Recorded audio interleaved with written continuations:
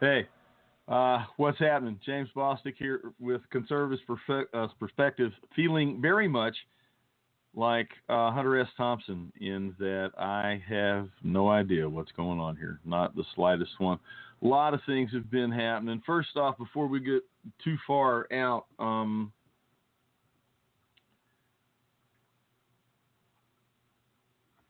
probably about 4 hours ago, at an airfield outside of Smyrna, Tennessee, one of the U.S. Navy's Blue Angels jets crashed shortly after takeoff. Pilot lost his life, and they haven't identified him at this time or the cause of the crash, and those things are immaterial. What we need to do is be mindful and send out our thoughts and prayers to the team and, of course, the family of this young man. Ever since I was a little kid, I have had two true loves in my life, two true unyielding, undying loves in my life. Number one's been radio, and the other one has been airplanes. I love to look at anything that flies, jets, airplanes, helicopters, dirigibles. If it has the capacity to go up in the air, be controlled, and then come back down, I'm excited about it. I've got a bunch of airplanes I fly in simulators on my computer, and it's just been something that's always been. And I've always been a big fan of the Blue Angels as well as the T-Birds. Incidentally, a T-Birds pilot suffered a crash. There was some kind of mechanical malfunction. He was able to eject safely, and was rescued by first responders uninjured. And we want to be thankful for that. But two precision air teams suffering these kind of accidents and tragedies same day, just hours apart. It's kind of weird. So we want to think about those guys. I guess we'll just go ahead and get into it. Last week there was an 83-page State Department Inspector General's report concerning Hillary Clinton's private email server and what it has done thus far. Though you're not hearing about it too much on CNN or Chris Matthews or Rachel Maddow or any of those clowns, and you're not hearing a whole lot about it on Fox either. But this Inspector General's report from the State Department puts the lie, once again, to many of Hillary Clinton's repeated claims about her unprecedented email server, her private server. No, number one, it was not permitted. And she did not ask. And if she had asked, she would have been told that it was not permitted. Even the Washington Post, not the Times, the Post. The Washington Post's editorial board is appalled, and they published a collective rebuke, which means they just kind of is like an open letter signed by all of them. They were all in agreement on it. Clinton's inexcusable, willful disregard for the rules. Now, the rules that she disregarded had been adopted to implement federal law, the Federal Records Act. And so, in effect, she was violating the law, even though the Inspector General's report deliberately avoids saying so. So, Hillary's repeated claims that her use of the private email system was permitted is a blatant lie. Same thing for her claim that she's cooperated up to this point with investigators. She and every single one of her top aides declined to be interviewed by the Inspector General investigators. Now, Andrew McCarthy, who is a former assistant U.S. attorney, explains that what this is, excuse me, what this is, this by declining to be interviewed by the Inspector General's people, is in effect taking the Fifth, invoking the Fifth Amendment privilege. When a government official or former government official refuses to answer questions in a formal government investigation into potential wrongdoing, this in effect is the assertion of the legal privilege not to speak. Otherwise, there would be no valid reason not to cooperate. And we're going to get into a little bit more detail on this thing with taking the Fifth, because it raises more questions than it suppresses by doing so.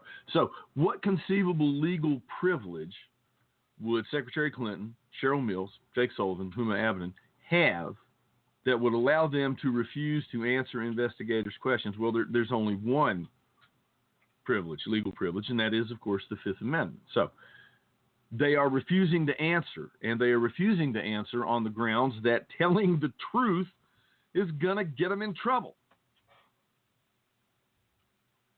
Hillary's claimed that no hacking took place, but that's also untrue.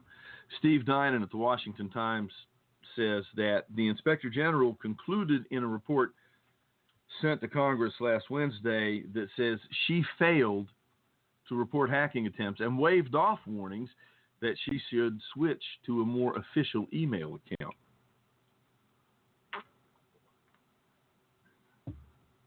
He goes on to quote, notification, and that means notification of the State Department, is required when a user suspects compromise of, among other things, a personally owned device containing personally identifiable information. However, the Office of the Inspector General found no evidence that the Secretary or her staff reported these incidents to computer security personnel or to anyone else within the State Department. There are two highly suggestive within this report, highly suggestive, almost smoking gun snippets in the report that speak to Hillary's motives about, why she did this and some of her sensitivities. When Huma Abedin was worried that Hillary's emails were being directed to spam filters because they were not from an official account, she suggested that Hillary release her secret address to the State Department, so she could be designated as a verified account, keeping her messages out of spam folders.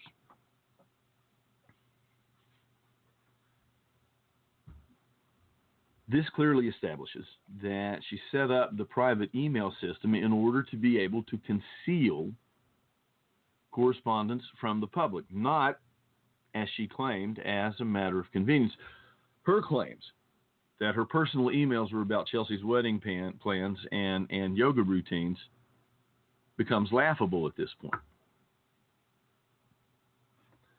And take this into consideration as well. This was also noted in the report that when lower-level staffers pressed the issue about her private email server, saying that she was skirting the open records laws, they were ordered, and I quote here, never to speak of the Secretary's personal email system again.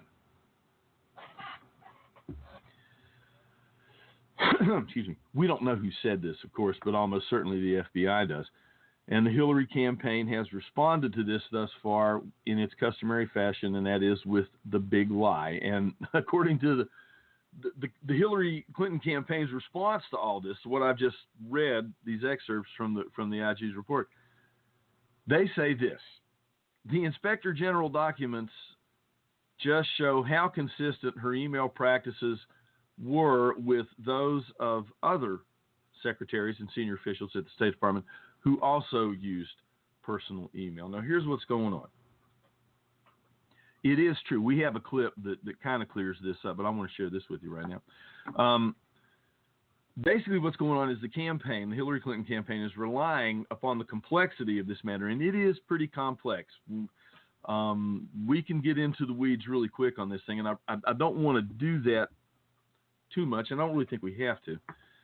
But they're counting on that. They're counting on the complexity of this issue in order to be able to cloud the waters with half-truths and evasions and obscure the seriousness. You know, for how long has she said that the FBI wasn't conducting an investigation? It was conducting a routine security check. Wasn't that what they said, security check? They don't do security checks. The FBI does one thing. They investigate crime. It was a criminal investigation. That's why the FBI was doing it. No ifs, ands, or buts. Period. Now, as soon as they do this, you know, they show, okay, after they go with, okay, everybody else was doing it, and to a certain extent that is true. No one was doing it, however, to the level that the Hillary Clinton State Department and her time there, nobody was doing it like she was. There's no question about that. So they've said everybody's doing it. Then they have the gall to say that the Inspector General, who was an Obama appointee, had, and no, I'm not making this up, partisan motives. Right. Okay. Well, but you know, and they're getting, and it's back was in the sales business. There was these guys that took, you know, you throw enough poop on the wall, some of it's bound to stick. And so they would sell everything, and they would sell stuff they knew was going to come back or wasn't going to get approved or whatever. But they were doing it just to get their numbers up because it was a numbers racket, and sooner or later you hit all those sales. So you got to go through all the bad ones to get the good ones. But that's what they've done here, and they're throwing all this stuff up. But there is one person who could really put the heat on this issue and move it forward. Unfortunately, this one person who could move this issue forward and put a lot more light on it and question it a lot more is also the same guy who is on record as being sick and tired of the damn emails. Yeah, Bernie Sanders. So here's the question, and it's got to come up quick. If he decides to do that, and he can, if he decides to do that, does he move now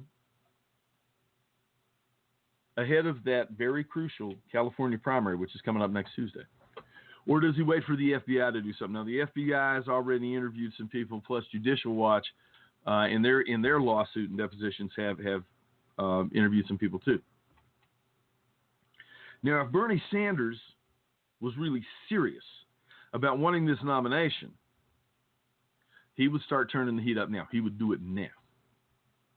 As the old saying goes, you know, he who hesitates is lost. And in this case, where Bernie Sanders is concerned, that loss could come in a lot of different forms. If he doesn't do it now and he waits till after California, here's some things that could happen. They could see the nomination of Joe Biden or John Kerry.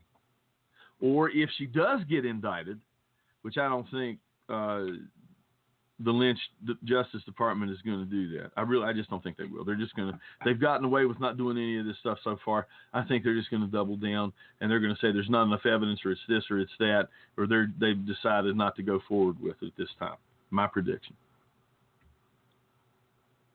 So And if the indictment arrives after the convention, when, let's say, she does get the nomination, there are a lot of things that could happen that would make it too late for Bernie. Now, remember, we've been talking about Bernie for a while, and Bernie's made money. Bernie's made a lot of money, and he has liked it because this is the first time in his life that crazy old commie, you know what, it has made money, and he likes it. But the problems, and again, we have some stuff, and we all know Hillary Clinton lies. I think it's Steven Crowder, maybe, Louder with Crowder. He has a video posted on YouTube, and it is 13 minutes, 13 solid minutes of Hillary Clinton lying that big, broad behind of hers off. Now, you know that's some serious lying because old girl, she got some, baby got back, okay? So that's a lot of lying. And you know what? You could probably go out there and you could probably find 3 times that amount of Hillary lying and not coming across the same lie. But I have a clip, and this is, let me go over here and see what the clip was. The first clip is Hillary and the Inspector General. Basically, it's going to cover the ground that we have, but it's more concise, and it might help make a little more sense to you. But what, if anything else, what it should be doing is re-emphasizing the fact that this chick can't not lie. How can you tell if Hillary Clinton's lying? Well, she looks at you and her mouth starts moving. So, Lisa, if you would, please go ahead and play the clip with Hillary Inspector General. This is from CNN, Jake Tapper talking to one of the Department of Justice correspondents. And it's CNN, guys, okay? So let's not talk bias here. Lisa, go ahead, please. A potential bombshell in our politics lead today, a pointedly critical investigative report by the U.S. State Department Inspector General today. One that not only assails the way former Secretary of State Hillary Clinton conducted professional business on her private email server, but one that directly contradicts claims she has made about that server. In the report, set to be released tomorrow, but obtained by CNN, the State Department's independent watchdog says Clinton, quote, did not comply with the department's policies regarding the preservation of email, that despite claims to the contrary, like this one on her campaign's website, they could find no evidence that Clinton and her team ever sought legal permission to use the private server. That when 2 State Department tech staffers raised questions about whether the private server complied with policy, the director told them the matter was not to be discussed any further, and that there remain questions about whether her server was ever hacked, despite Clinton's insistence to the contrary. Now, it should also be noted that Clinton and her senior staff refused to cooperate with the Inspector General of the very agency where they once worked and that she headed, even though former Secretaries of State Madeleine Albright, Colin Powell, Condoleezza Rice, and current Secretary of State John Kerry, they all did cooperate. Let's get right to CNN Justice correspondent Evan Perez. Now, Evan, to be clear, and the Clinton people are emphasizing this part of the report, the conclusion, long-standing systemic weaknesses related to electronic records and communications have existed within the office of the Secretary that go well beyond the tenure of any one Secretary of State. So it's a long-time problem, but the report clearly singles out Hillary Clinton in particular. Let's go through some particulars, things she has said in the past about her handling of the emails, compare it with what the report says. Here's Clinton talking about how what she did was above board. My personal email use was fully above board. It was allowed by the State Department, as they have confirmed. The truth is, everything I did was permitted, and I went above and beyond what anybody could have expected in making sure that if the State Department didn't capture something, I made a real effort to get it to them. So everything she did was above board.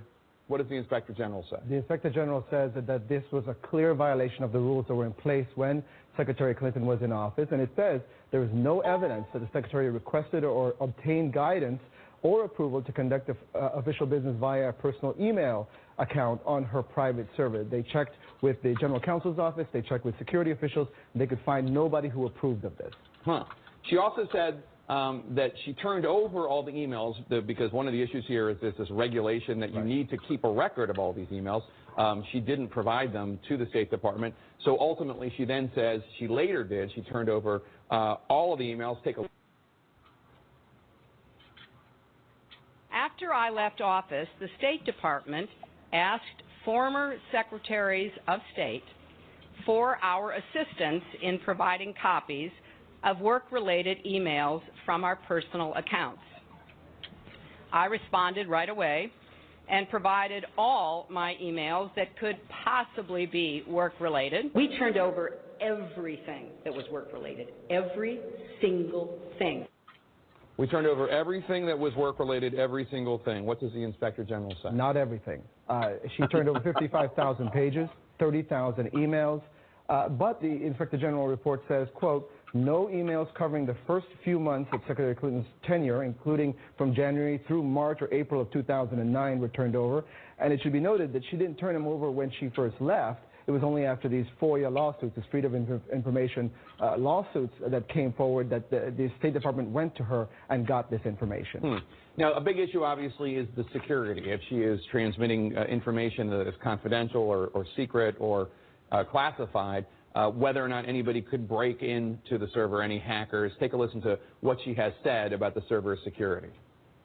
Well, the system we used was set up for President Clinton's office, and it had numerous safeguards.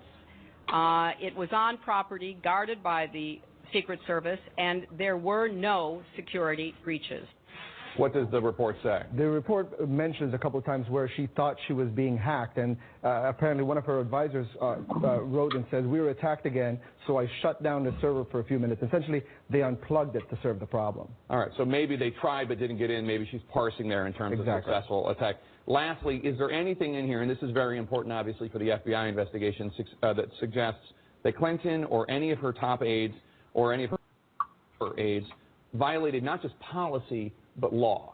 Well, this report does not address whether or not she violated the law, but we do know that the kind of violations that are described here, the kinds of things that you would get an administrative sanction. Some people even get fired. The former ambassador to Kenya was fired for very much the same issue. He had other issues as well.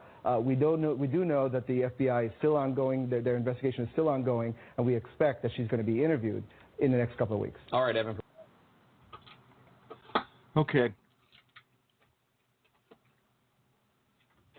It just seems to me, all these things, this is June 2nd, ladies and gentlemen, this is June 2nd. 5-6 weeks. The Philadelphia convention, the Democratic convention will be held in Philadelphia.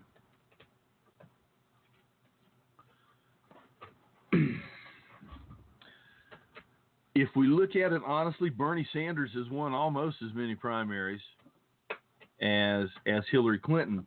And if we do away with the rigs of the superdelegate,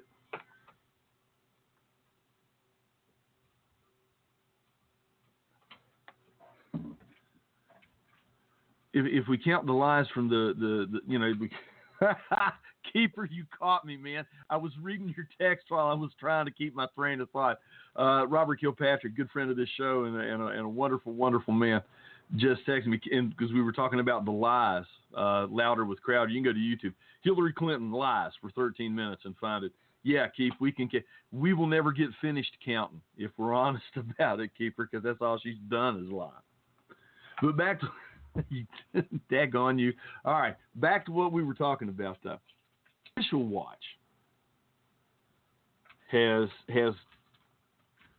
really come closer to breaking ground on this email issue than the Department of Justice, than the State Department's Inspector Generals, than well, maybe not in the FBI. We don't know what the FBI's got, but there's something, and we talked about when Mills and Sullivan and Secretary Clinton and Huma Abedin all declined to talk with the State Department. That's where they worked, y'all. They declined to talk to the State Department investigators, inspectors general, about what was going on. And so now they've been put into these depositions through the lawsuit and the legal actions that have been brought about by Judicial Watch. And that's what we're going to talk about now. And again, when these people refused to speak with the inspectors general from the State Department, in effect, they're taking the Fifth Amendment. That is the only legal constitutional privilege they have under which under whose auspices they can do that. So they take the Fifth. Brian Pagliano, the technician, the IT guy who set up Hillary Clinton's homebrew server, is also, because he's a part of this lawsuit too. Now, he's cooperated with the FBI. The FBI, according to Fox News, have labeled him a devastating witness. But now we bring him over here to the Judicial Watch case, and he's clamming up too. He is citing his Fifth Amendment rights against self-incrimination. So you have Secretary Clinton and her aides fundamentally taking the Fifth with when it came to being interviewed by the inspectors general from the State Department. So here's the thing. The entire time, from the time this thing rolled out, which was about 45 seconds after she made her announcement at the UN a year ago last March that she was going to go ahead and run for president, boom, this thing has been out there. And from that time, she has said, hey, it's all good. You people, you're freaking out over nothing. Everybody did it. I did it. I've cooperated more than everybody's ever cooperated. All it was some Zulily crap and Chelsea's wedding. Yeah, we talked a little shop here and there, but it was nothing. It was nothing. You guys there's no big deal here. Okay? It was all innocent. There's nothing wrong. There's nothing improper. Nobody did anything wrong. We weren't trying to hide anything from anybody. We weren't trying to be dishonest. And then all of a sudden they start asking questions about what the hell happened, and nobody wants to talk. Everybody's clammed up and pleading the Fifth. So if it really was all good, it was all merry, and everything was clean and sparkly and truthy and everything, why are all these guys worried about incriminating themselves if they answer the questions truthfully, if it was such an innocent affair?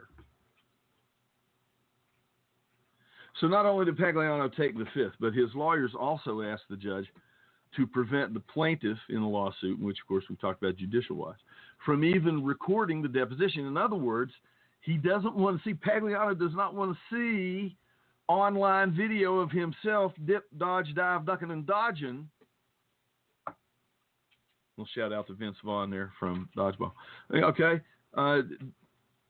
Evading testimony by citing the Fifth Amendment while his old boss is running for president.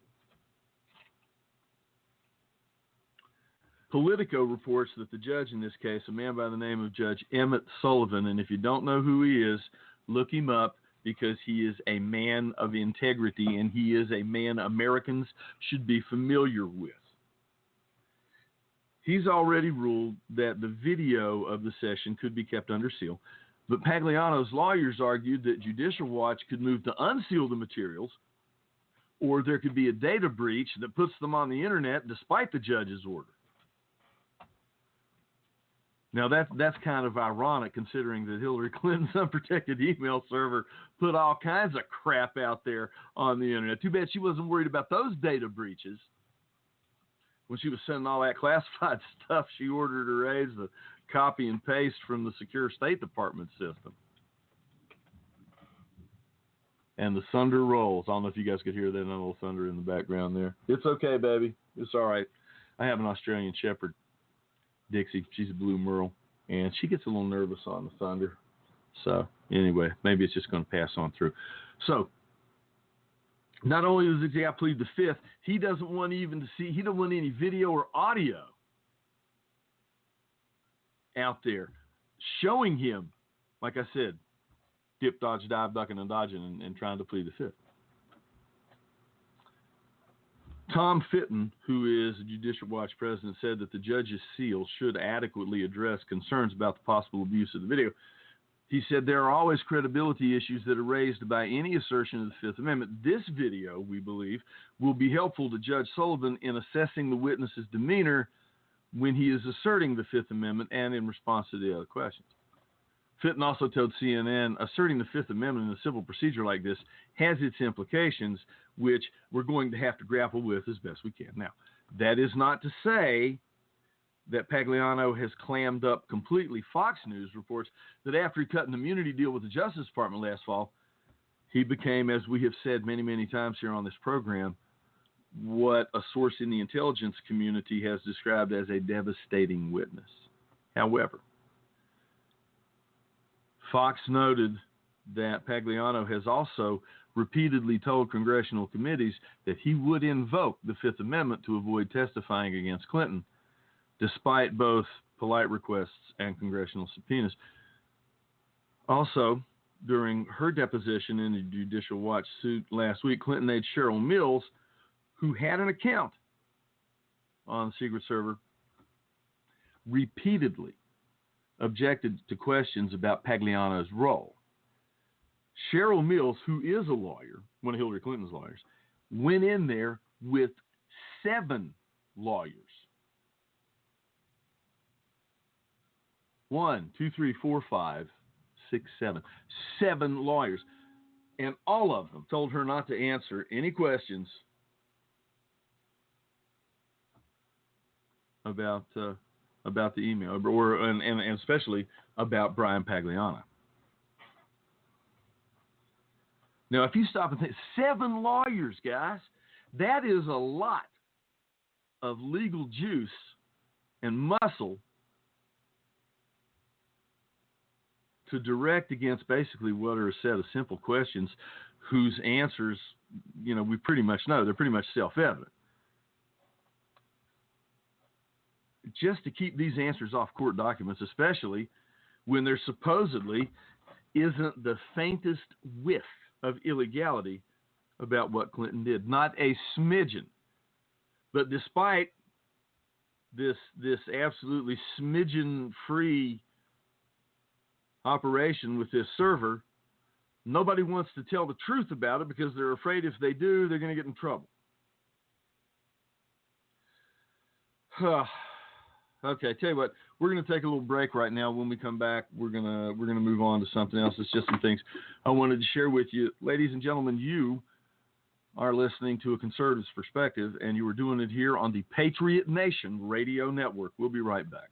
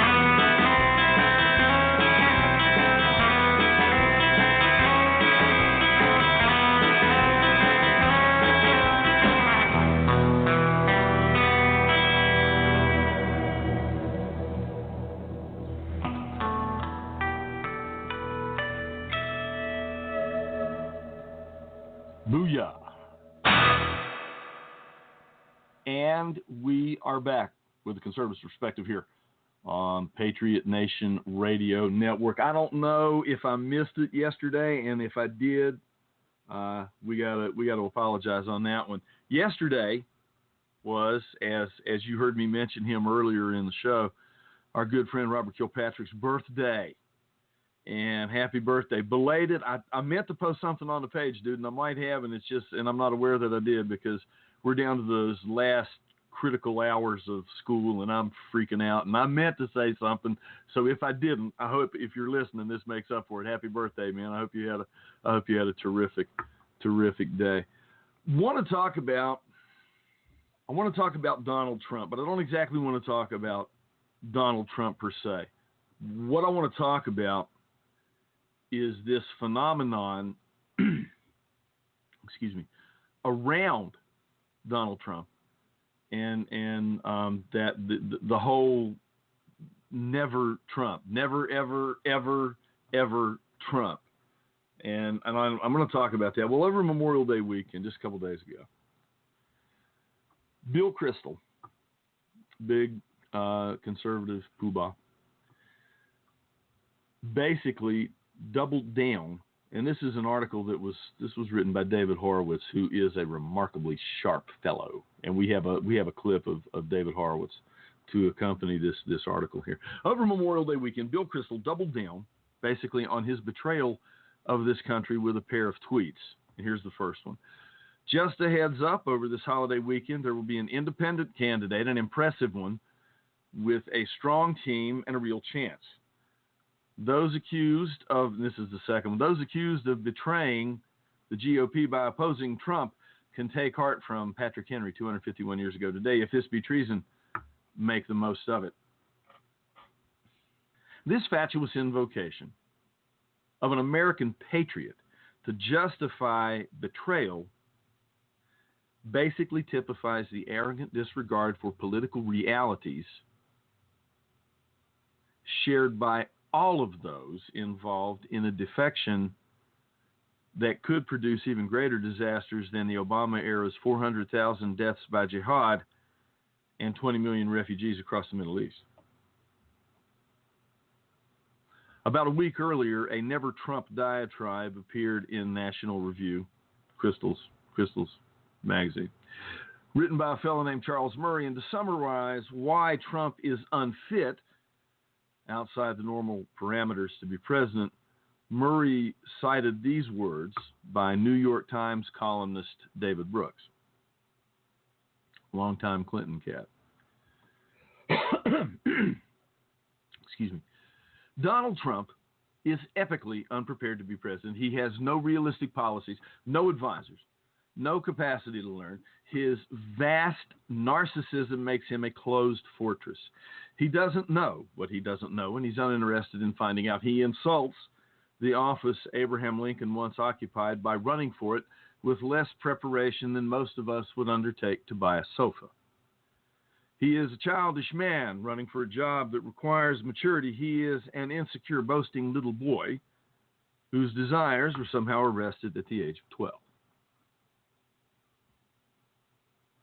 According to David Horowitz, and I completely agree, this is a perfect instance of Trump derangement syndrome, which is basically the underlying hatred that motivates Kristol and his destructive cohorts.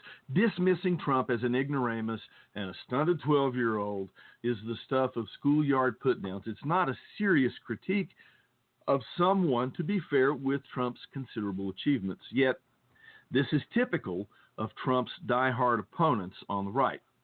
Is Trump more unprepared than Barack Obama, whose qualification for the presidency was a lifetime career as a left-wing agitator? And how did that work out? Despite the lacunae in his executive resume, Obama is now regarded as one of the most consequential presidents in American history. Really? By reasonably qualified experts. Really? Can Trump be reasonably criticized? And is he something of a loose cannon? Well, yes, of course he can be reasonably criticized. And yes, he is a loose cannon. But criticisms that focus exclusively on the candidate miss the larger reality of this election, which is not merely a contest between two candidates, but this clash between two parties and constituencies with radically differing views of what this country is and should be about, and even more importantly, about the threats we face and how to deal with them. Obama's most consequential, I guess, it turned out to be inconsequential, but his most consequential domestic legislation, of course, is the ACA, Obamacare, which he had absolutely no part in writing. It was the work of left-wing think tanks and congressional Democrats. So it will be with Trump, which is why all the blather about his vagueness or impracticality on policy issues is beside the point. Will he build a wall the length of the Mexican border? No, probably not. But will he secure the border? Yeah, probably so. Will a Democrat, whether it's Hillary or Bernie or Joe Biden, will they secure our borders and stop the flow of illegals and criminals and terrorists? Certainly not. Let's not kid around here. In addition to their decades-long war for amnesties and open borders, Democrats are responsible for more than 350 sanctuary cities that openly defy federal law and provide safe havens for those same illegals, criminals, and terrorists.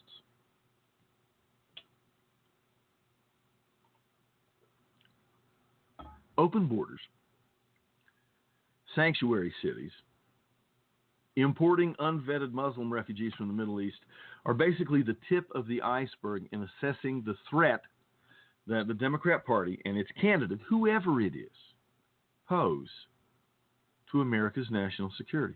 For 23 years, since the first bombing of the World Trade Center in 1993, the Democrat Party has been the party of appeasement and retreat in the holy war that fanatical Muslims have declared on us. The first bombing of the World Trade Center misfired, but it still killed 6 people and wounded 1,000 others. Clinton never visited the site while his administration insisted on treating it as a criminal act by individuals who needed to be tried in criminal courts. An attitude that would culminate in Barack Obama's refusal to recognize that we were in a war at all, and certainly not one with fanatical Muslims. To a man and woman, the Democrat Party's elected officials continue to participate in and support this denial.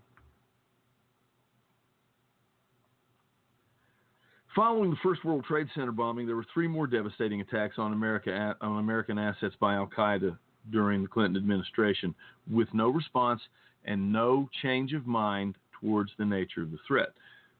There's also massive security breaches, including the theft by Communist China of America's nuclear arsenal and the publishing of all our hitherto classified data from America's nuclear weapons tests. Bill Clinton's leftist Secretary of Energy published the reports for all the world to see, so, as she put it, to end the bomb-building culture.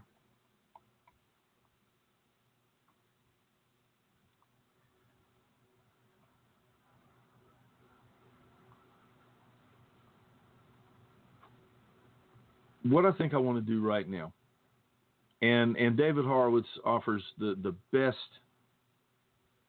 because the rest of the article goes on, and it's fundamentally an indictment of what Democrats have done and how they have failed in foreign policy terms to arrest and turn the tide on this war with, they say fanatical Muslims, I say Orthodox Muslims. A little difference in semantics. I think it means the same thing. This is an interview with David Horowitz. It's about 5-6 minutes and well worth listening, because he breaks down why these guys hate Donald Trump so badly and why this Never Trump movement is a dangerous thing. Lisa, if you would, please go ahead and set Mr. Horowitz up. Left continues to hold these violent protests against Donald Trump and the GOP. David Horowitz is with us. He is the author of the book Progressive Racism. David, welcome to the program. Do you think, could I say that those protests, which our viewers just saw it on the screen, is that an example of progressive racism?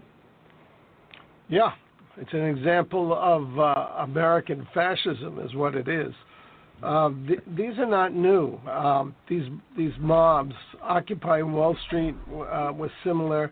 A lot of vandalism. What went on in Ferguson, what went on in Baltimore, they're all related because they're funded by Soros and his cronies, and the public, the government unions, I prefer to call them, are behind it, and organizations like International Answer, which is a North Korea aligning Communist Party. Good Lord.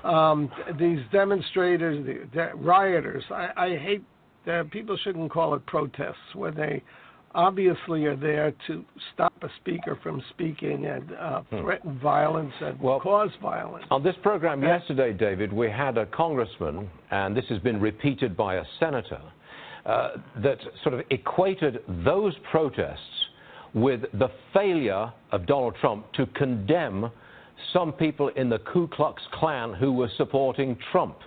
I mean, to me, it's apples and oranges in big time, but to them, they're trying to do this, to smear Trump with KKK. Stuart, with all due respect, that's idiotic. The fact is that these mobs, you can identify them clearly. Look, I'm going to a campus, San Diego State, because I put up posters which identified supporters of terrorism. There are organizations that are funded by the university that support terrorism. And the response of the left was 300 of them surrounded the president of the university's car and trapped him for 2 hours. And when he finally got out, he apologized to them. They didn't think that he hadn't condemned me. They wanted him to condemn me for putting up posters.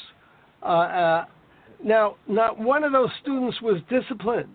And that's the problem with these mobs. These people need to be arrested, and they need to get some jail sentences, like 6 months or something like that, that will mean a penalty for what they're doing. We have a lawless society because the executive and law enforcement, law enforcement is intimidated, but our president is supporting this. Well, David, we appreciate hearing from you and your book, Progressive Racism. Thank you very much for being with us today. I think this is a very, very important subject, and we're going to keep bringing it to our viewers. David Horowitz, everyone. Folks, I apologize. That was the wrong clip. I made a mistake, and when I was looking at both of them as I sent them to Lisa, our director, producer, I sent her the wrong one. That's not what that was pretty good, though, what he had to say. That was going to be in relation to some of the violence that you're probably going to see at the demonstrations that you will definitely see concerning Bernie Sanders supporters and those he's going to align with to conduct protests at the Democrat National Convention in Philadelphia here in just 6 short weeks. What we were talking about was the Never Trump group, and the statement is that they're serving the enemy, the holdouts, these Never Trump people. And here's what he says, and we've got a little bit of time. I might be able to get to it. Well, I think this shows, and he's talking about the Never Trump movement, one of the great weaknesses of the conservative movement. These intellectuals, and he's talking about people like Bill Kristol and the folks over at National Review and some of the higher-up conservative, quote, thinkers, haven't got a clue as to what politics is about, that it's a form of warfare. And a lot of the complaints about Trump are complaints about his strengths. You know, I mean, which do you think is more persuasive politically on the borders? Barack Obama's violating the Constitution with his executive orders and granting amnesty with an authority he doesn't have, or I'm going to build a wall and I'm going to make Mexico pay for it. And most of the criticisms of Trump from the intellectual right are, the way I see them, it's because he hasn't read their books and doesn't quote them.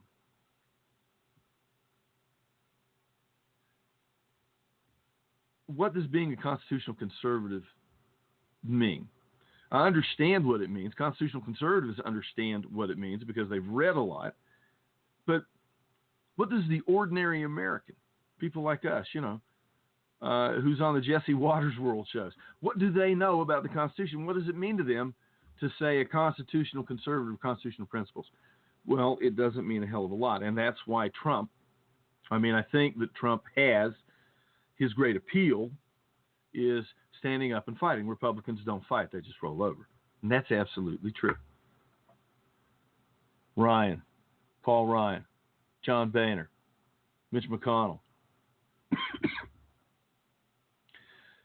Why isn't there a single Republican saying Hillary Clinton should be in jail just because she had that server, which violates the espionage laws? Or that she has blood on her hands for getting those guys killed in Benghazi, setting up the gun running operation, all that. Nobody says that. Why wasn't there a Republican who said when Barack Obama pulled our base and our 20,000 troops out of Iraq that he had betrayed every American who gave his life there? Why aren't they saying over at Hiroshima that this is a betrayal? The Japanese need to apologize to the world and to us. We don't apologize to them. So, Trump, yeah, he's got his flaws. And they say he lies. Which one of them isn't lying all the time? Bernie? Hillary? There's so many lies told in an election campaign, says Horowitz. And the issue is Trump ready to take on the Democrats for what they are? And they have, and they've disarmed this country in the face of an external terrorist threat. They destroyed our borders. You can't have a country without borders. Why is Trump the only guy saying stuff like this? So now that it looks like Trump has the nomination, and at the last count, he's got the delegates, the obstructors, the never Trump crowd, are people who are serving the enemy. And there's no other way to look at that. You can't look at the Democrat Party and not see that this is a party that has become a left-wing party that's anti-American and racist. The Democrat Party controls every inner city in America of any size, and they have for 50 to 100 years. Everything that's wrong with the inner cities, Democrats are responsible for. Civil Rights Act took racial categories and made them illegal in government regulations and in institutions generally. The Democrats have spent 50 years putting racial categories back in. They support Black Lives Matter, which is a racist movement. It's a roving lynch mob. What was Ferguson about except lynching a white cop because he was white? They were burning down the city, which is a black city. So blacks are going to suffer before there was any evidence. And then after the evidence was in, even the Holder Justice Department said that the cop was innocent and defending himself, and that Michael Brown, and they didn't use this language, but that he was a street thug who had committed a strong arm robbery and was in the process of attacking a police officer and trying to get his gun away from him. Even then, they spread the lie, hands up, don't shoot, as though Michael Brown was surrendering when he wasn't. And where did that lie come from, hands up, don't shoot? It came from his accomplice in the armed robbery. William Crystal is wrong. And he's behaving, and the people in this Never Trump crowd, it's time to stop. Now, we have what could be a very propitious moment ahead of us. Is there going to be violence? Are there going to be demonstrations and protests at the Cleveland Convention? Absolutely. Absolutely. But it's not going to be Republicans. It's not going to be the NRA guys. It's not going to be the Tea Party people. It's not even going to be the Donald Trump people or the Ted Cruz people or the Jeb Bush people. No, it's going to be the Bernie Sanders people. It's going to be the same people who are going to be raising up sand later in Philly in July. Same people. But Bernie hasn't left the race. And if he wins big in California, I know I'm getting ready to wrap it up. If he wins, and he wins big in California,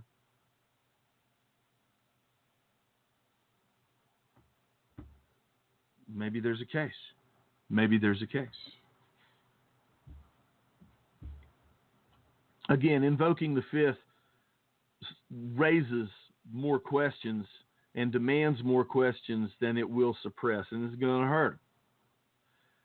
And that's all the time we've got. Now I want you to make sure that you stay tuned for a special presentation of the Midnight Special with Wolfman Jack.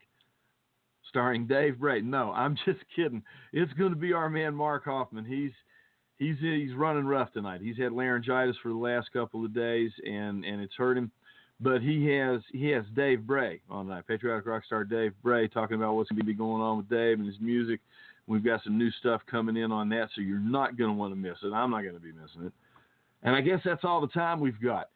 Thank you so much for the opportunity to hang in and talk to you about stuff. I'm really grateful for that. I'm James Bostic. This has been A Conservative's Perspective here, Patriot Nation Radio Network. Stay tuned for my man, Mark Hoffman, Patriot Nation Radio Live. Good night. God bless. Light it up!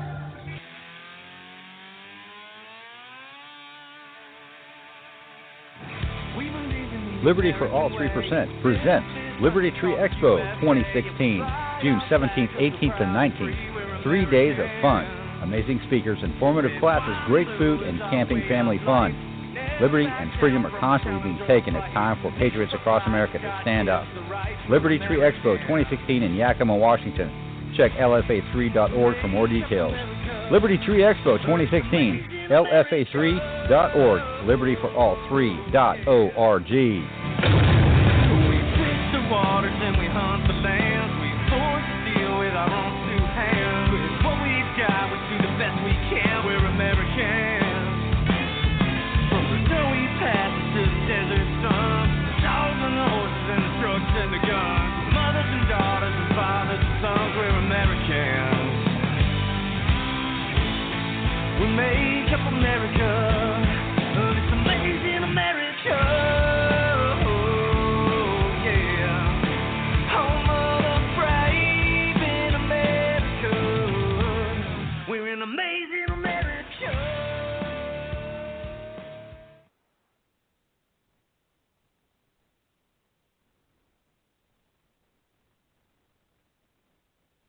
What's happening, folks?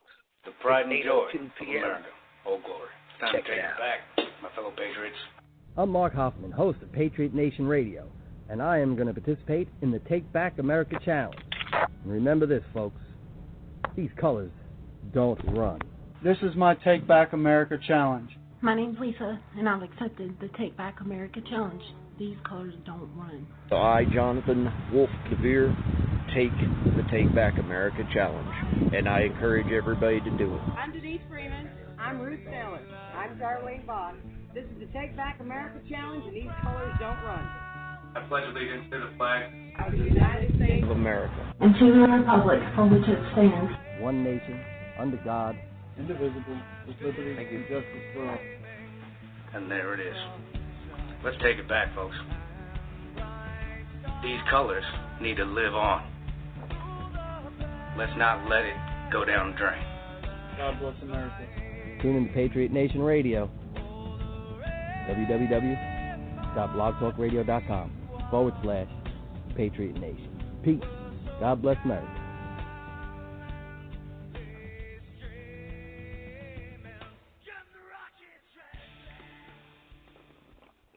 Hey, what's happening, folks? This is the Patriot Nation Radio Network.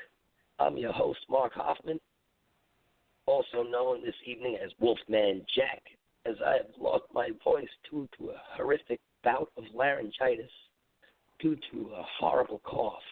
So welcome to the gravelly voiced Patriot Nation Radio Show. And again, I'm your host, Mark Hoffman. We got a great show on tap for you tonight.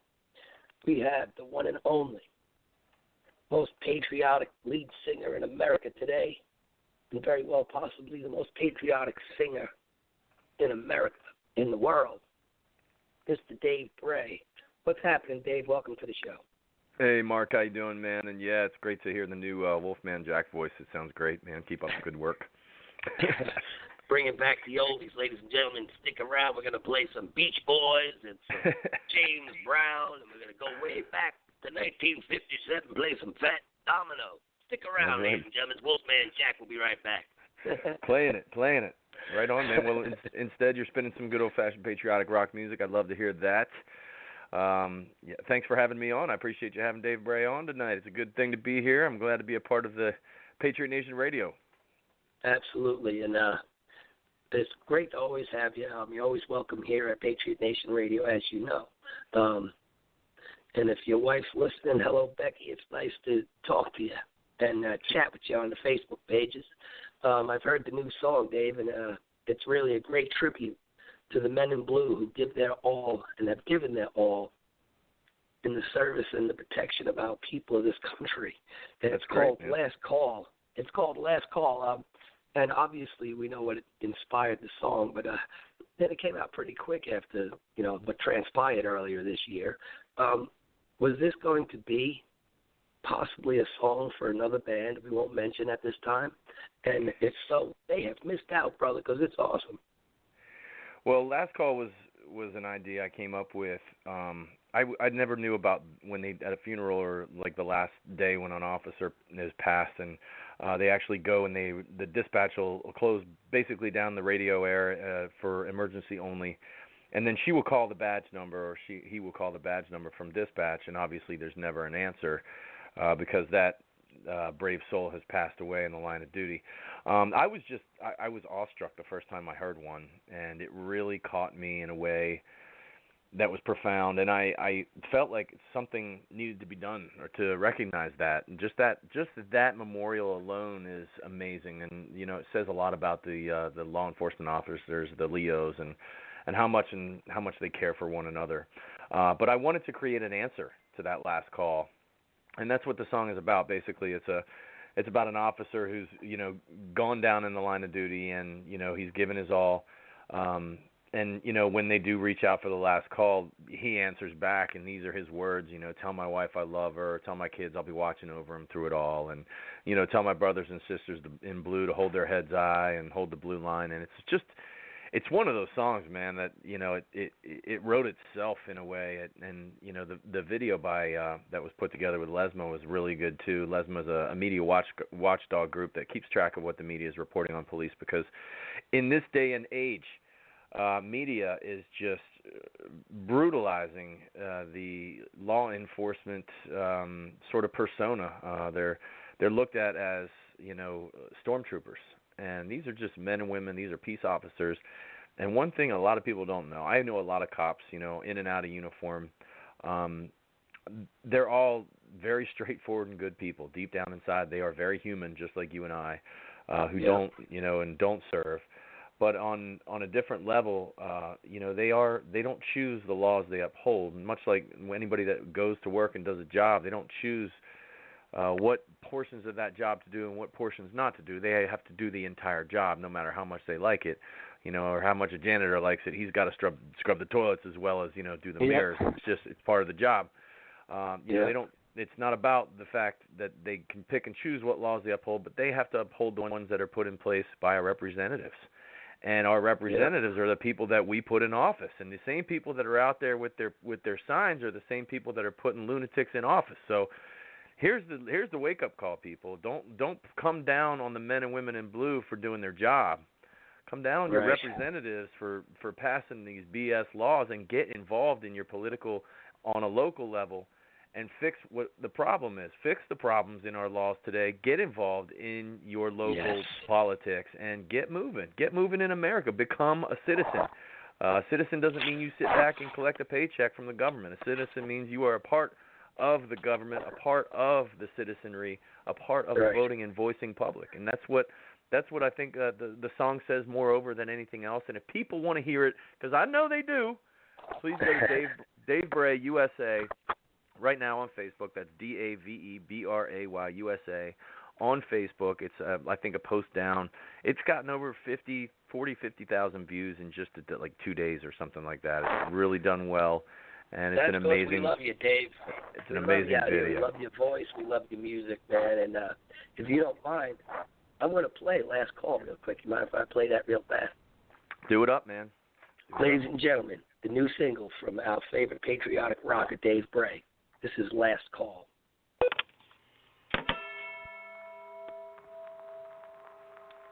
Get your tissues ready, folks.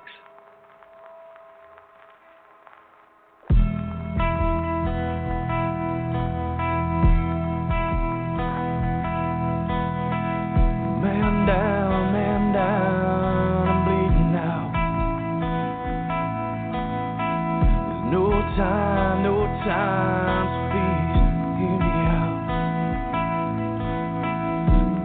are the last few words that I'd like to say to you all. This is my last call.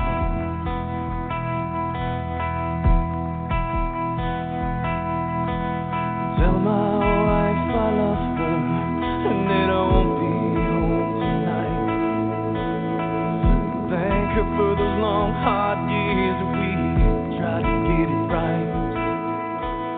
Tell her I'll be waiting that she makes it through it all. This is my last call.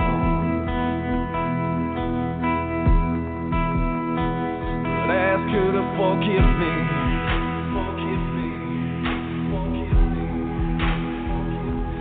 Tell her I'm sorry.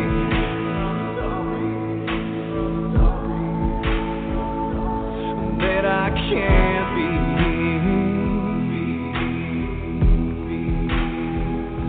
the man that she's gonna be.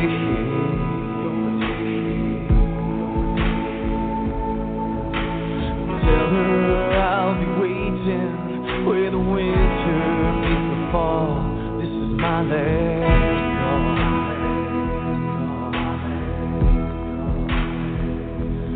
Tell my children that I love them. Oh yeah, that daddy always loved them so. Tell them to hold their mother tight and to never let her go. Tell them I'll always be watching, looking over them through it all. This is my last call.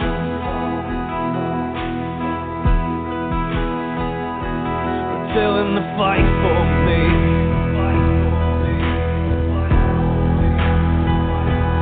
Do what's right for me.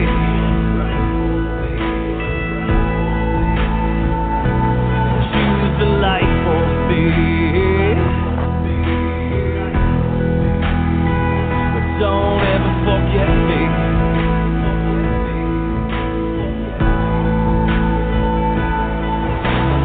Tell them I'll always be watching, and I'll be there when they fall.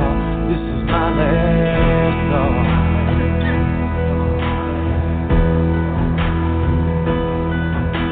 To those who serve beside me and who held that thin blue line, stand tall, stand strong, hold your head up high. I'm sorry I let you down today, but please know I gave my all. This is my last call.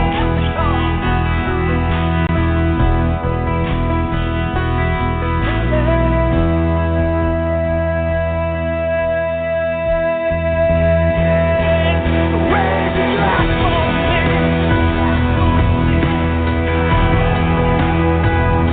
And kick the knife for me.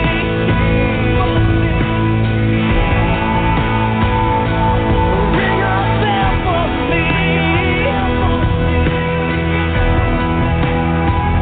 Send them straight to hell for me.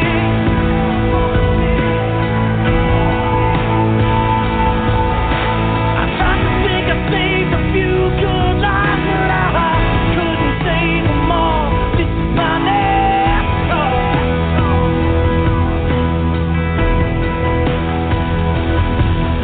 Yeah, I'd like to think I saved a few good lives, but I couldn't save my own. This is my last call.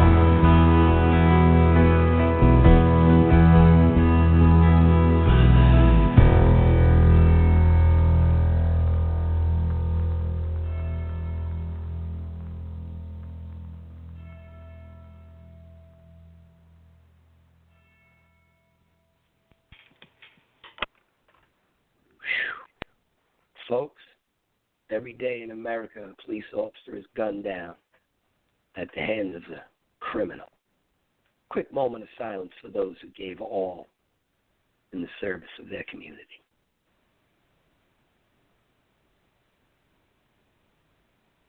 Lord, watch over the families of the fallen officers and, of course, our fallen military members, those who've made their last call. In the name of Jesus, amen. Dave, that song was just unbelievable. Amen. I'm glad you like it. Amen. Again, if people want to see the video for it, it's one of those literally grab a box of tissues, because I can't even really make it through about 3/4, and then the ending just crushes you, because they actually do give a last call for a fallen officer, and it just really sends it home. When I wrote it, I also wanted to try to humanize these officers of the law, these peace officers, and let people know that they're just people out there doing jobs, and they want to go home to their families and wives and kids just like everybody else. And I wanted people to know that yeah, they do wear uniforms, and sometimes it's big scary people, and but they are humans. They're just like you and me. I know a lot of cops, again, in and out of uniform, and it's one of those things that I wanted to, before I left this planet, wanted to make my voice and my opinion kind of heard. And I think it resonates real well through the song, but the video itself is really something that should be seen. And if you go to Dave Bray, Yes. Dave Bray USA on Facebook, or go to davebrayusa.com and check it out. The video's up there too. So yeah, man, it's pretty touching. And if we really look at the numbers and the statistics of what's going on in America today, there's more police fatalities in some months of the year than there are in any battles overseas, or any wars overseas, or any of our military. Sometimes our law enforcement carries more casualties during certain days and certain weeks and certain months of the year, which is just it's shameful. We as a nation have sort of deteriorated from that mentality where we looked up to those men and women in uniform, and now it's almost shamefully it's the opposite. And when I was a kid, when I saw the cops, I was excited. It was one of those things we waved, and we wanted to meet them, and they were cool to us. You know what I mean? And the firefighters, they were cool to us. And now it's like these people are being looked at from a negative standpoint, and they're just here to uphold the law. So yeah, it's pretty scary. Is there a whole album that's going to accompany the song? Well, I just put some new stuff up on CD Baby, so there's a couple songs up there. Some of them are patriotic, some of them are not. I just wanted to sort of spread my wings, because I had so many other songs that were sort of festering, and just kind of deep down inside, right. I'm an artist, you know what I mean? I want my stuff out there, and I don't want to be like Prince. Let's face it, Purple Rain was his masterpiece, and he's had a couple good ones since then, but there's still a lot of good songs in me that are, just kind of, some of them are fun, some of them are drinking songs, some of them are just, about guitars and playing music and life on the road, just like every other musician. Yeah, and some are the kind of stuff that people are used to hearing from me. So there's all kinds of stuff on CD Baby from Dave Bray, and if you also go to, I believe, Amazon or iTunes has a couple tracks, but another track that is around that you can get your hands on, which also goes to a great cause, is a song called Warrior Inside. And that one I actually recorded with Madison Rising a couple months ago, actually almost a year ago, and we never did anything with it, never released it, but it's a great track. Right, I wrote it because floating around. Yeah, it's around. If you go to the Valkyrie Initiative, or you go to, again, Dave Bray That's USA, right. yeah, you'll find a video for it. But that song was actually written to raise money for the Valkyrie Initiative. The downloads go 100% to her. Sheila's running the Valkyrie Initiative. It goes to basically bringing vets home, giving them a place to rehab and recoup and regain what they need in their lives, and to bring them back to be, basically unbroken, unscathed, and unscarred, but mentally unbroken, unscathed, unscarred, and bring them back and engage them in society again in a positive manner. And I think Valkyrie Initiative is a great opportunity for people to get involved if they're looking for a way to get involved. There's a lot of great things happening out there for veterans, but this is one of those ones that's run by the right people and being done right. So right. You can check out Warrior Inside on the Valkyrie Initiative page, or you can find it on just the Dave Bray page as well. Excellent. And I know this is probably a question that you don't want to hear, but I know you and Rich were tight. How the hell did Rich present a new singer to you in Madison Rising? And then we'll move on. I know you don't want to talk too much about that. Well, I guess representations of how people feel and where people think they stand with one another in business are different than in real life. I was very much surprised and shocked at the situation. It was done very oddly, and I don't know. Again, I looked at the people involved in that band as family, and Right. It just turned out that wasn't the case. I didn't see things that way from the other's perspective, and it's a shame. I've always looked for and searched for that brotherhood mentality outside of the military. And in the military, we're kind of a rough crowd, especially with the Marines I served with. We're rough and tumble, and we were best friends and sometimes worst enemies, but we pushed through and we persevered, and we had a job to do, and we did it. And that's the military mentality. It doesn't matter who's to the left or to the right of you. When it's time to go to work, everybody goes to work and does what needs to be done. And it's a shame you don't have that in today's society as much as you do. You have PC, and people have to tiptoe through the tulips, and you can't be honest, and you can't sort of speak your mind around people or those kinds of things without people getting upset. But lo and behold, long story short, I wish Madison Rising the best. I wish Rich the best. I've said a lot of prayers for those guys, and I just wish them all the success and the best in the world. I hope that they can uphold the legacy to the standard that I believe that I tried to uphold it to. And I've been praying. Amen. I've been praying for them long and hard, because it was very difficult in the beginning, and I had a lot of animosity and anxiety and fear and a lot of bad thoughts, and then I just turned it around. I gave it to God, and I said, you know what, there's no sense in sitting here being upset about things and people that you can't change, and perspectives that you can't change, and how things came and went down. You can only move forward, and you can't continuously move backwards and try to rehash, or do anything with it. And inevitably, what started from all of this, which is what I came out with first, is Brave Day USA, which sounds a lot like Dave Bray USA, but Brave Day USA is something completely different. It's a faith-based clothing apparel line that I literally just left the shop. I just printed up another 100 T-shirts tonight. It's a faith-based apparel line that enables people to wear the cloth of their faith, and tell people on the outside, hey, this is the direction of my soul. I know where I'm going. I know what I'm doing after my time here is done. And some of the T-shirts are really, really amazing. I have one that's just really selling. It's very popular. On the front has 4 stars going down and 3 stars going across, and it's the cross. It's all done in stars, and it's basically the stars that are out of the star field of the United States flag. I pulled them out and I put them on the front, the center cross lines, because I've always said the Pledge of Allegiance to those 6 stars that go down in the middle like a cross. And I pulled them out one day and showed my wife, and she was like, oh, that's really cool. And then I pulled them out on the back, because it has the star field on the back. And then inevitably it says, without God, there is no country on the back. And it's a really cool shirt. Again, go to Dave Bray USA Facebook page. You can see, and the link is there if you want to pick one up. Great Father's Day present, 4th of July. But it also, this is something very strange. I spoke in another post about wearing the armor, or putting on the armor of faith and the armor of Christ.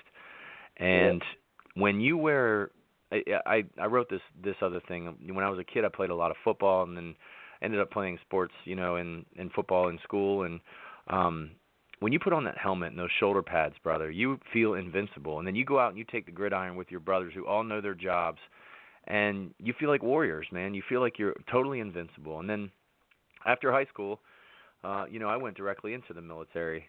And as soon as I could, I signed up with the Marines and crossed over from the blue side to the green side, and I was an FMF corpsman with State Platoon. And inevitably, when we took, to rucking up and moving out, whether it was training or whatever we were doing, we pushed out into, the unknown together, in our gear, rucked up, with our armor on, and we pushed out, and we felt, yet again, invincible. And again, like when I got out of the military, I always searched for that. I always searched that feeling that I had when I was, either in the military or on the football field or whatever, helmets on, rucked up, uniforms ready to go. And it was not until I put on a Brave Day T-shirt, and this is not a lie, that I walked out into the world with my head felt a little higher, my chest was out a little further, and I had that cross on my chest and those stars, and I had so many people walk up to me and just be like, what is up with this shirt, man? Where did you get that shirt? Where did you get that? And I would just hand them a card. Here you go. Here's a card. Here's a card. And I said, check out. There's a bunch of other great shirts at the Dave Bray USA website.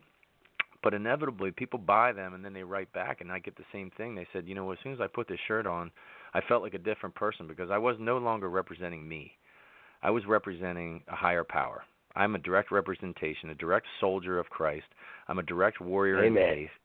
I am out here in the world representing the higher power right now as we speak. It would be like if you had, you wear your uniform, you walk through the airport. You have to hold yourself to a higher level. You can't just be undercover, you know what I mean? When you're wearing that uniform, you have to be someone who is upholding and upstanding the right and proper principles. And when you put on this shirt, and I'm not kidding, it will change your life. So if there's somebody out there that you know is suffering possibly from PTS, possibly just somebody in a dark place, this is the perfect gift to get them. Just tell them to put the shirt on and walk out into the sunlight, and their lives, I guarantee, will change. People will notice. They will come up to them, and they will say, what is that? And I'm telling you right now, when you have faith, when you have true faith, people see it, they know it, and they want it. And they believe. Amen. When you believe, they believe. And that is how this whole thing works. And if we're going to take this country back, we have to take it back from the building blocks of the faith that it was built upon. Hallelujah. I agree fully. Hey, I got a gentleman. His name is Rob. He's on the line, and he's been highly touched by your song. He wants to just come on and make a comment. Do you mind saying hello to Rob real fast? No, I'm happy to take callers. Hey, Rob, welcome to the show, my friend. Don't mind my gravel voice. I'm a little under the weather. I'm just kind of listening to Dave talk, and my mom was a dispatcher for about 23 years in the Sheriff's Department in California, and she actually had to give that last call announcement. I just want to thank you for writing that song, and I want to say that your faith gives other people strength. Thank you for standing up. Thank you for doing what you do. I just want to say that. So, Mark, thank you for taking my call. I appreciate it, man. Keep going. Keep the faith, and stay strong, okay? Thank you, brother. I appreciate that, man. You're standing the hairs up on my arms because I'm feeling you. I'm feeling you from here. That's what this thing is about. So that's, again, what came out of all this, Mark, is Brave Day USA, and this apparel line was just something that I started with whiteboard markers, and I just started drawing and putting stuff together for these shirts. And I came up with a cool design that says, it's a cross, and in the four corners of the cross is JC on the top, and then the number is 33 on the bottom. And it became very apparent to me, and I kept rereading Matthew, and I kept going back through, and I'm just like, who was this guy? What was his inspiration, and what were his motives? Where was his stamp on this world? And he just, everything he did was that stamp. He worked tirelessly to create his mark, and I kind of had one of those what would Jesus do moments if he was on this planet today, and it was real surreal. I couldn't really wrap my head around it, but he would, in my opinion, he would spread the word. He would be a marketing genius in this day and age because that's what he was back then. And he would be spreading the word any possible way he could. If it was subliminally on top of the world, reflection off the moon, I mean, everything. If he could dream it, he would do it just to spread the word and the belief that he had. And when I wrote this little logo down, I was like, that's it. He spent 33 years on this planet to give us all an eternity. And why would, if one man can spend 33 years just to do that for all of us, why can't we give back our living days here on this planet and our remembrance of him and celebrate his life and celebrate Christ amongst each other? And that's the game. Excuse me. That's the game plan for Brave Day USA. I want to see people stand up, and I want to see them wear that cross on their chest, and I want to see them proud. I don't want to see them in that Brave Day uniform saying, I am brave enough to wear Christ on me, because the United States American government today is trying to pull God out of every sanction, every corner, every piece of our upbringing, our schools, our systems, our courthouses. They're trying to rid this country and this nation of God and Christ. They're trying to get rid of Christianity and every other religion. And what is happening is that the nation is falling apart. Except but they can't Islam. Yeah, exactly. They cannot take it off of us, and they cannot take it from within us. And if we have Christians wear the armor, much like the old days when the Templar, they rolled out with the big red cross on their chest, no different. It's time to start wearing the armor. It's time to start going out in society today. It's time to start recognizing each other when we're in public, when we are in public spaces. Just a simple head nod, have a brave day. And I've been saying it for months now to people, and they're like, what does that even mean? That's just have a brave day, man. Not have a great day, not have a good day. Have a brave day. Be brave enough to stand up for your faith. Be brave enough to stand up for what you believe and keep pushing forward in life, because with faith and gratitude, life can be exceptional. It doesn't have to be a constant slave zone. You can be whatever you want to be. Isn't it great? That's what makes this country great. And before we go any further, I want to thank you, Dave, for your military service as well. Folks, Dave is a veteran, as he said, and Memorial Day just passed, and we were memorializing our fallen brothers in the military. And, again, thank you for your military service to our country, sir. It's very important to me and to Patriot Nation Radio. Right on, man. Well, thank you very much. I appreciate you guys having me on. Again, if people can please check out Dave Bray USA. Check out that last call video on Facebook, Dave Bray USA. And then go to DaveBrayUSA.com and check out some of those shirts and check out some of the other stuff I got on there for Brave Day, which gets really confusing. People are like, what's Brave Day? What's Dave Bray? I'm confused. Is there music?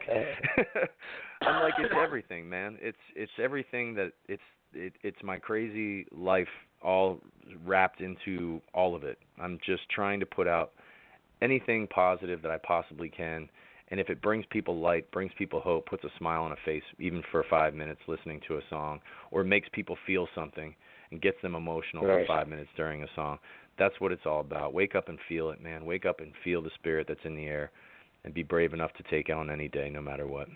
No fear.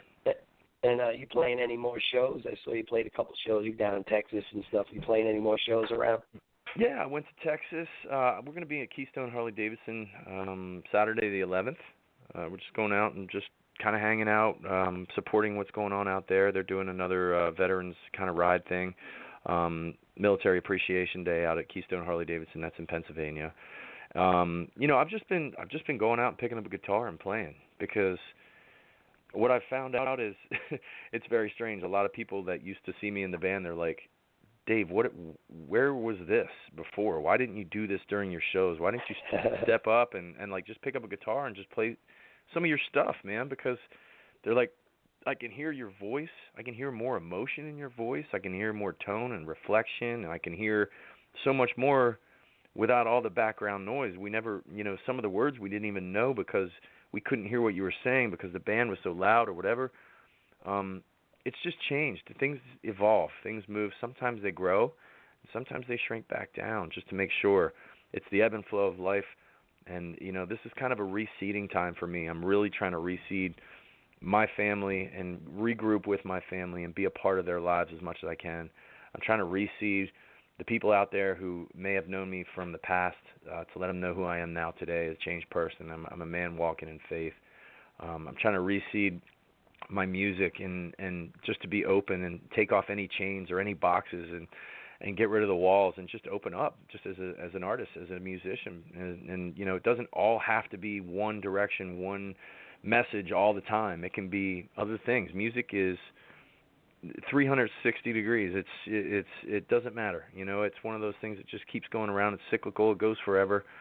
And I just want to be a part of the American experiment. I want to say to my kids, hey, here's what happened, back in 2016 when we got beat down, and if you remember, Daddy was in a bad place, and Mommy and Daddy weren't doing really well, and we decided to pick up our boots and get back in the fight and do something amazing and use what we have, which is our freedom, our liberty, and our our pursuit of happiness to go out and do it. And that's what we're doing as a team, as a family. That's awesome. I've met your sons. I met your wife, I believe, in Tampa not long ago. Yeah. And you guys are an inspiration, and it's really cool to see family. I stress my family is so important, to have a father that's steady and hardworking and a shining example for his kid. And obviously you and your wife are doing some good stuff. I saw your son got some sort of an award today. What did he win today? or what recognition? Yeah. Can I don't know who's listening out there today, but I'm gonna wave the anti-PC flag. I don't know what flag I need to wave, but this was ridiculous. Okay, there are 10 second grade classes in my kid's school. Okay, he goes to public school. But there are 10 second grade classes. Each class has about 25 kids. So out of 250 kids, and I'm not tooting my own horn, but I worked with him. I practiced him. You know what I mean? I tested him every other night or so to see how he was doing with his progress. You know, spelling. Some of the words are pretty tricky. One was like Massachusetts or something, which I still can't spell, but he figured it out. Anyway, he beat everybody in the preliminaries. He beat everybody in the working his way up, and then he got down to the last 50 kids, and he beat all those kids today. And I was super proud of him. And he came home, and I could tell he was just glowing. He's like, "Daddy, I have something today." I was like, "Oh, what is it?" And I was expecting. I don't know what I was expecting, but he goes into his folder and he pulls out this half a sheet of paper, this little wrinkled up half a sheet of paper, and he holds it up. And on that sheet of paper is a printout it's like a photocopy of a certificate, not a real certificate, but a photocopy and miniaturized version of a certificate that was handwritten that somebody, no shiny gold leaf letters, not even printed with his name on it, just handwritten, writing his name in there, fill in the blanks kind of thing with sloppy handwriting. And it said first place out of second grade, 2016 Spelling Bee champion. And I was ecstatic, and I was super happy. And then I was flipping through somebody else's Facebook thing, and I go down, and there's this kid holding this foot-high trophy, and it says, congratulations to so-and-so for fifth or sixth, their team, the Go-Go the Gadget Kids got sixth place for their whole entire soccer league out of 8 teams. And I'm like, sitting there scratching my head, right? I'm going, okay, my kid worked his butt off for the last month studying those words. I tested him. I helped him. We worked together. He went in there and beat everybody out. A single man, no team, no nothing. Went in there head to head, up in front of people, on a microphone. He's 7 years old. He's one of the youngest kids in his class for a second grader. And he went out there and smoked them all. And he got a scratch paper with a printout of a certificate or a copy machine. I mean, it's got lines. It's horrible. Right. And kind this of kid like Obama's birth certificate. Yeah.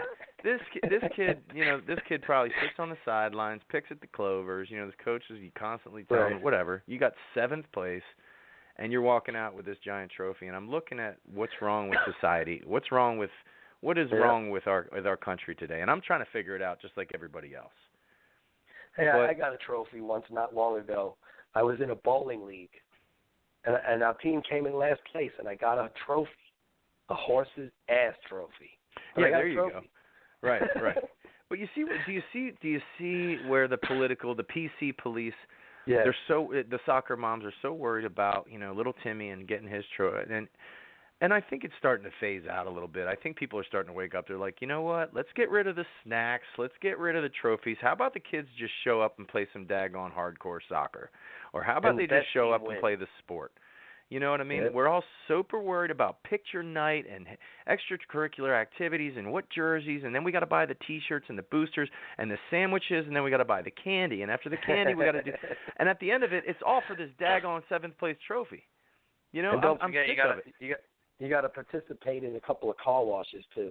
You got to do the car washes. At the end of the day, it's like I feel like I'm, selling my poor kid's soul. Yeah, I'm like, go hit the neighborhood, see if you can sell a couple sandwiches, and then I'll just make some sandwiches and take them over, and we're done. We don't have to worry about it.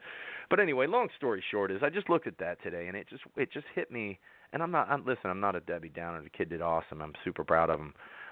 It just kind of hit me as one of those things that I'm like, well, there you go. There's a problem.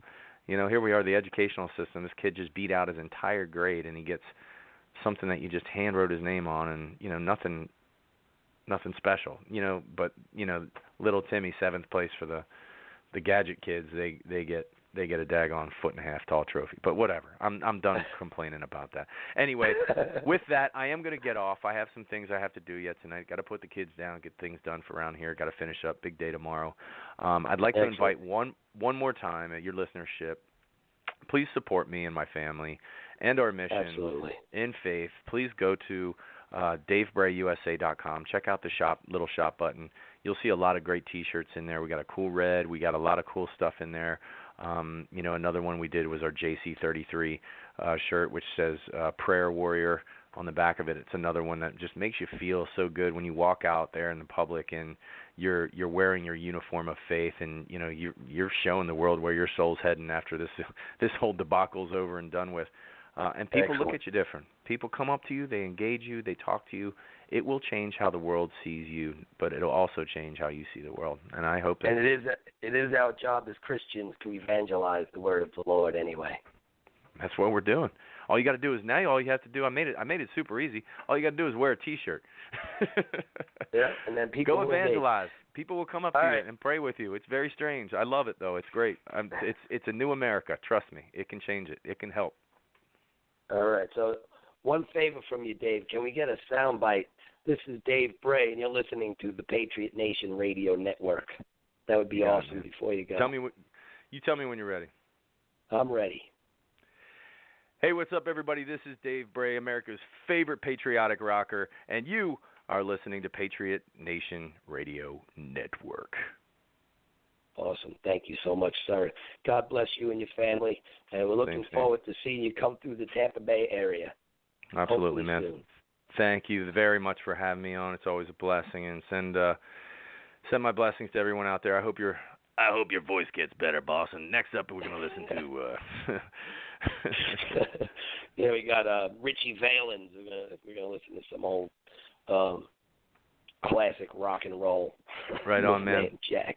So people, right, one more time, you can go download Last Call CD, baby, or you can go to DaveBrayUSA.com and check out the stuff online. And thank you. I appreciate you having me on. God bless you. Take care, Mark. Thank you. Good night. Take care, ladies and gentlemen. There you have it. That's Dave Bray, America's most patriotic rock and roll lead man. And you know what? I'm dying over here. Man, this is crazy. This voice of mine has got to come back. I want to thank everybody for tuning in tonight, because this was an amazing, amazing night. And, of course, I touched a little bit on the situation where he left Madison Rising. And it's a touchy situation. We don't really want to get into it too much, because Dave has crossed new horizons, and he's an artist, and he's doing his own thing. And there's a lesson to be learned here, folks. Sometimes the things you know and love have to go to make changes and achieve different levels of life so that you can be better for your family and for your faith and for your country. And I think Dave's in the right direction. I think he's doing some great things. And, folks, make sure you get out to BraveDayUSA.com and check out some of the merchandise. And also go to DaveBrayUSA.com, and you can see the new video, Last Call, and hear the song. And make sure you have a box of tissues when you go and, listen to these songs, because this song is very touching, and it strikes a chord in this very tumultuous time where our policemen are targeted more and more every day because of racism that's being fueled by a rogue administration who shows up at the funeral of Trayvon Martin and does not show up at the funeral of a Chief Justice, Anton Scalia, who lowers the flag to half-mast for a crackhead junkie, God rest her soul. I loved her music, Whitney Houston. But that's what she was. She was a crackhead, and they lowered the flag to half-staff. When Chris Kyle was murdered, nary a flag near D.C. was lowered at half-mast. We have a problem in this country, folks. We have to unite. We have to come together, black, white, red, yellow, Jew, Christian, American, people together. Unite as a nation off this rogue government. There are criminals in the halls of Congress. with great voices and great faith and strong patriots like Dave Bray and shows like Patriot Nation Radio and a conservative's perspective,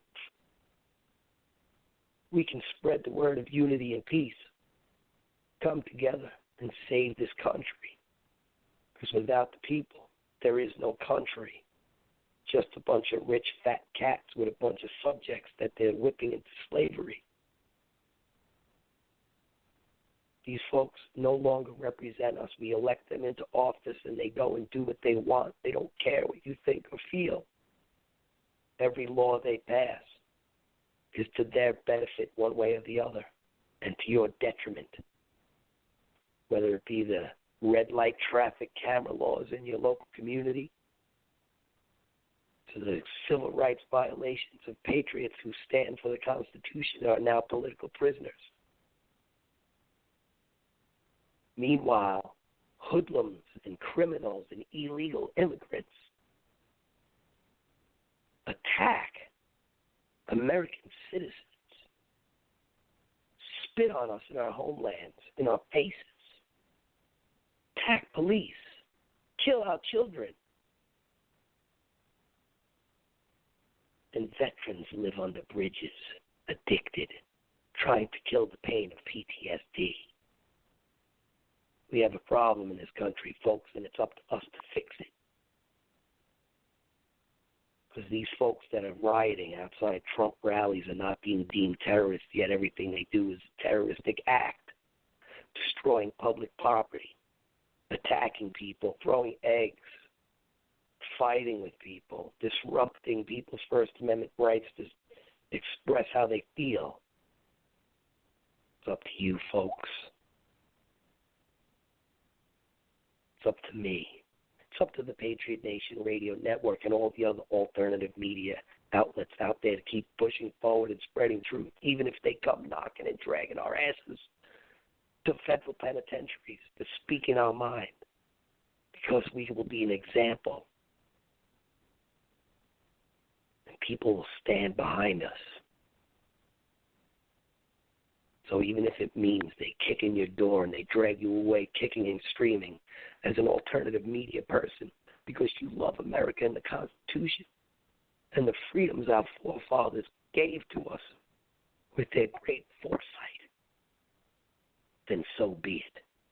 Just like if an Islamic terrorist comes to my door and asks me to renounce Christ or have my head severed, I will so choose to have my head severed, and I will not renounce Christ, ever, even though I sound like something out of The Exorcist right now with my crazy voice.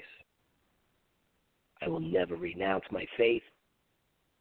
I will never back down from my constitutional beliefs in America and the greatness of our country, what it was and what it will be. But what it is now is a shell of the greatness that we once were.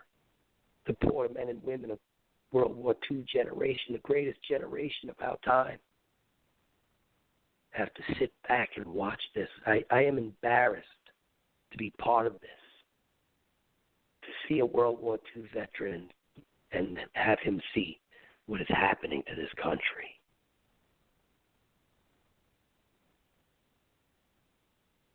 Thank a veteran every day, folks. Especially a World War II veteran. Buy his damn burger. If you see him in a restaurant and you have extra bucks, pay his bill. Pay his wife's bill, too. Don't just pay his bill. Pay for the whole table if you can. If you can afford to pay for his whole family that's sitting with him, then you should do it. Great country has a foundation in the Lord. And anybody who denies that is seriously mistaken. The Constitution was written with the Lord in mind.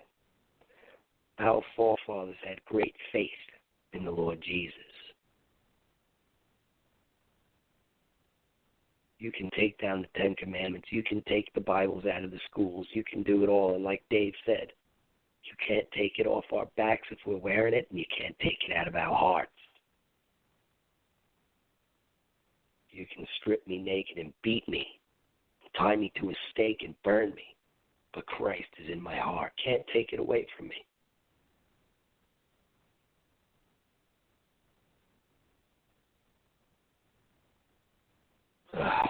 Sometimes I got to rant, folks. I'm glad you're here listening. I'm glad that you have the time to tune into my show. And I'm glad you let me rant and you let me fill your ears with my hooting and hollering from time to time. It's really hard with this voice, and so I'm going to just get ready to bail out here a little early. I hope you all don't mind. And always remember Lavoy Finicum, my friends. And I got to find out real fast something. What is the name of the patriotic apparel there that we have been advertising, Lisa? Do you know the name of it? Texas Patriot gear or something like that. I want to make sure I get that out on the air before we wrap up. Very important. I think, you know what? Shar, if you're listening, man, why don't you call in real fast and tell us about your T-shirts and Texas Jammy. Yep, the survival gear and stuff. Press one so I can get you to the top of the board if you call in.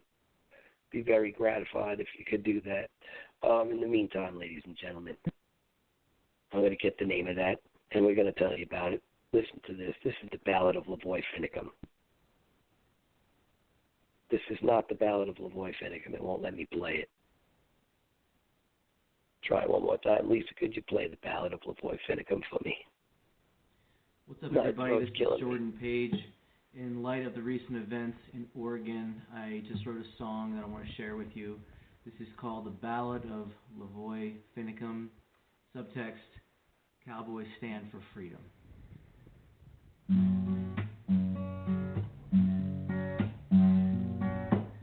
He was a man who loved to walk the land, turn his cheek but also take a stand. When his conviction called, he followed what he felt was right.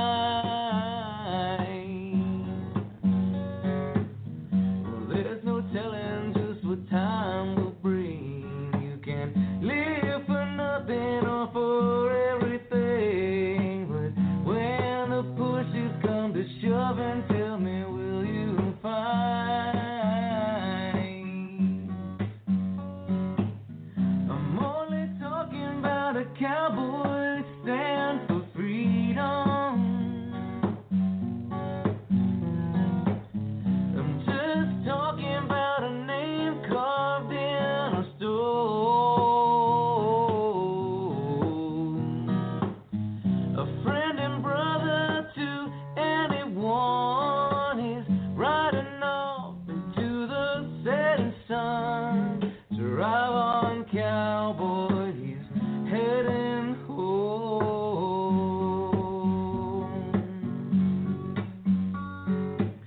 Well, there's almost right and then there's nearly wrong as you live your life from sunrise to dawn, and then it's over and the moment's gone.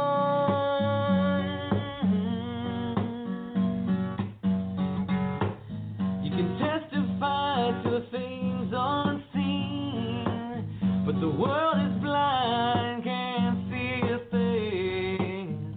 All you can do is try to be a human being.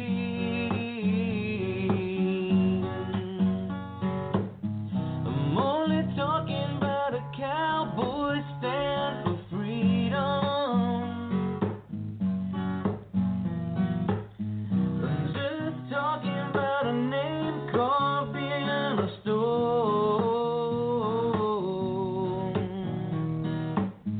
A friend and brother to anyone. He's riding off into the setting sun to ride on cowboy. He's heading home.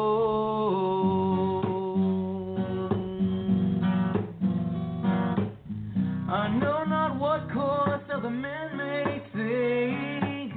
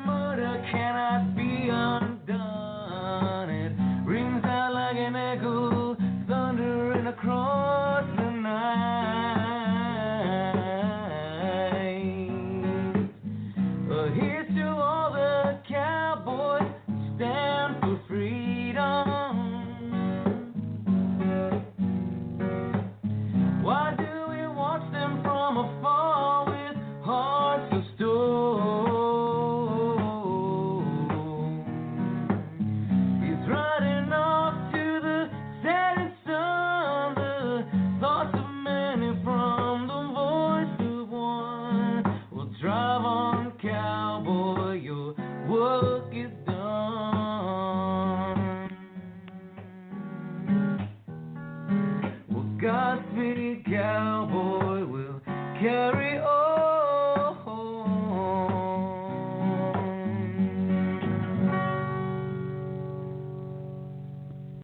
There you have it, folks. That's Jordan Page. Head on over to jordanpagemusic.com, and you can get that song. You can also get his record, Liberty. Really good stuff. Jordan Page is really rocking. And I got the name of that website. You want to make sure you head on over to www.TrueTexasPatriotGear.com, and all the proceeds go to a worthy cause. I believe it's going towards the defense funds and family expenses of the political prisoners being held captive as we speak. Folks, I've got to wrap it up here, man. My throat's killing me. I want to thank each and every one of you for tuning in to the Patriot Nation Radio Show on the Patriot Nation Radio Network. I'm your host, Mark Hoffman. Thanks again, James Bostic, and A Conservative's Perspective kicked off at 7 p.m. Be sure to tune in every Thursday night starting at 7 o'clock for the best 1-2 punch in Internet radio today. A Conservative's Perspective and Patriot Nation Radio on the Patriot Nation Radio Network. Make sure you tune in to Keep His Mind Pool on Wednesday nights. Look around for that. He's also on Blog Talk Radio, and also my good friend Charlotte Sines, the Lady Federalist, Friday nights, 8 to 10 o'clock on the Patriot Nation Radio Network. And there are many shows out there, folks. Pick one. You don't have to listen to my show. I would appreciate it if you continue to listen, but if the message is true and you like them better, please get the message somewhere. Freedom, liberty, and the American way. God bless each and every one of you. Until we meet again, good night, and God bless America.